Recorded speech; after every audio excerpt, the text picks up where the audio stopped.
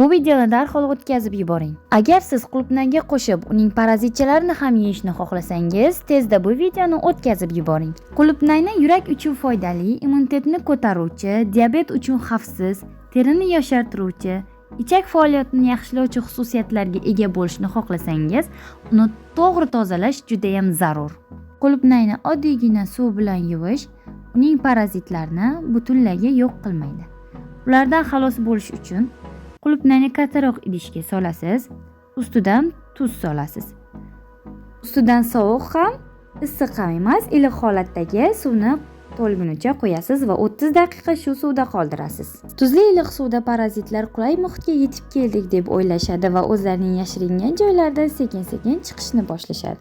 30 daqiqadan keyin qulupnaylarni suv ichidan olishimiz mumkin. Oddiy ko'z bilan ko'rish qiyin bo'lsa-da, ammo mikroskop ostida bemalol ko'rish mumkin. Albatta, idish ostida qolgan shu suvni bolalarga ham ko'rsatib, o'rgatishni unutmaylik. Qulupnaylarni yana toza suvda chayib, bemalol iste'mol qilishimiz mumkin. Qulupnay mavsumi boshlanmasdan oldin ko'proq insonlarga bu video tarqashi uchun siz ham o'z hissangizni qo'shing.